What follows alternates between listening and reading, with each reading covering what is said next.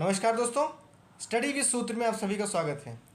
Junior added भर्ती परीक्षा में सीटों को लेकर, आरक्षण जैसे मुद्दों पर, जियो को लेकर, कोर्ट केस को लेकर और कट ऑफ जैसी तमाम मुद्दों पर लोगों के मन में शंकाएं हैं, डाउट है।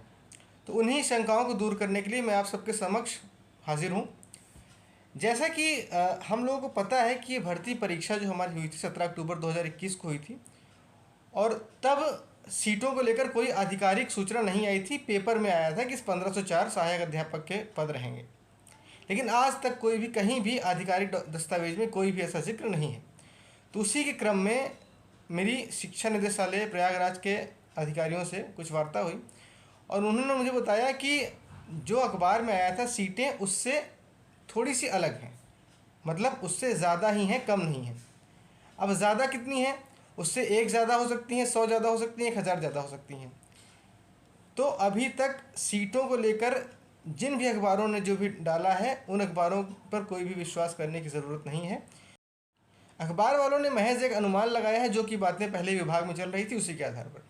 तो सीटें 1504 से ज़्यादा आएंगी, भले वो 1 ज़्यादा हो, 2 ज़्यादा हो, 10 ज़्यादा हो, 100, 1000, जितनी भी ज़्यादा हो। जितने भी रिटायरमेंट हैं 31 मार्च 2022 तक, उनको भी जोड़ने की बात चल रही है। अभी यहाँ से प्रस्ताव भेजा जाएगा लखनऊ, उसके बाद अगर शासन मंजूरी दे देता है तब फिर जियो जारी होगा। और जहाँ तक बात है कि जियो कब तक जारी होगा, देखिए जियो जारी करने की जो बात है वो, जैसा कि आप सभी को पता है कि कल 23 सितंबर को कोर्ट में सुनवाई है और उस सुनवाई के उपरांत ही जियो जारी करेंगे। विभाग भी चाहता है कि जियो जल्दी से जल्दी जारी करें, क्योंकि अभी कुछ दिनों बाद ही अक्टूबर लास्ट दिवाली के बाद जो शहरी क्षेत्रों में चुनाव होते हैं, नगर पालिका के, नगर पंचायत के, जिसमें पार्षद के चुनाव होते हैं, मेयर के, ये सब चुनाव आयोजित होंगे। तो उसके चक्कर में उससे पहले ही जियो जारी करा लें, ताकि उससे पहले ही हम लोगों को नियुक्ति दे दें।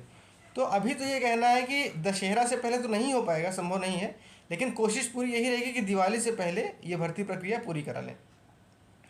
कोर्ट केस की जो बात है, कोर्ट केस में देखिए कुछ बच्चों के जो नंबर कम हुए हैं और कुछ लोगों की जो सीरीज़ इनवैलिड कर दी गई है, तो ऐसे लोगों के कोर्ट केस में कोई दम नहीं है, ये अधिकारियों का साफ साफ कहना है। और पीएनपी अपनी तरफ से पूरा मजबूत है, उन्होंने पूरी तैयारियां कर ली हैं कि हम इस केस के चक्कर में भर्ती आपकी बहुत देर तक नहीं लटकेगी। एक जो केस शायद चलता रहे वो ये है कि जो इन्होंने एक आरोप लगाया है कि जो OMR डिज़ाइन की गई थी वो OMR ही भ्रामक थी। आप सभी को पता है कि OMR में एक तरफ जहाँ सब्जेक्ट थे वहाँ पर तीनों भाषाओं के बीच बाद एक लाइन खींच दी गई थी और लाइन के बाद मैथ और सामाजिक विषय को भरना था। तो वो उस आधार पर कुछ लोग कोर्ट गए हैं कि ये OMR ही भ्रामक थी, तो शायद उसकी सुनवाई हो, मतलब हमारी भर्ती उसके अधीन रहे। लेकिन विभाग ये चाहता है कि सभी कोर्ट केसेस को समाप्त करने के बाद ही भर्ती प्रक्रिया पूरी करें। लेकिन जो लोग अभी कोर्ट जा रहे हैं कि उनका नंबर कम हुए हैं या फिर उनकी इनवैलिड सीरीज़ है, अगर उन्होंने बिंदी भी लगाई है तो उनकी कोई सुनवाई नहीं होगी, केवल वकील उनका पैसा खा लेंगे और कुछ नहीं होगा। जियो कब तक जारी हो जाएगा? जियो जारी हो जाएगा दशहरा के बाद। विभाग की पूरी कोशिश है कि दशहरा के बाद जारी हो जाएगा। यहाँ से सब कुछ रेडी करके रख दिया गया है। ये दिसंबर 2021 का ही इन्होंने प्रस्ताव बनाकर रखा था और उसमें जो बाद में रिटायरमेंट में जो 31 मार्च 2022 तक के रिटायरमेंट है उनको भी जोड़ने की बात चल रही है।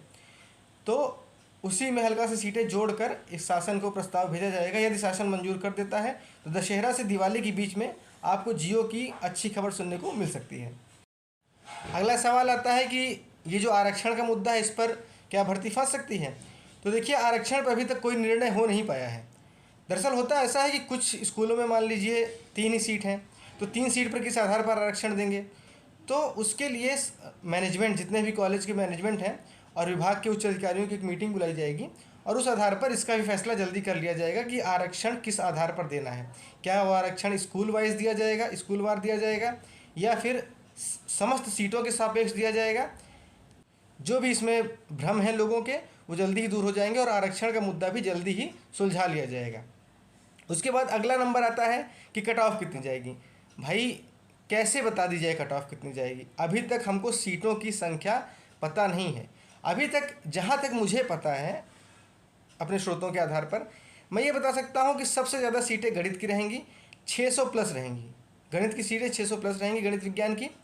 उसके बाद आपकी भाषा की सीटें लगभग 500 के आसपास रहेंगी और सामाजिक विषय की सीटें 300 से 400 के बीच रहेंगी। ठीक है, अभी तक जो है। अब उसमें हो सकता है जो रिटायरमेंट की सीटें बढ़ेंगी वो किस विषय में बढ़ती हैं इसको हम नहीं कह सकते हैं।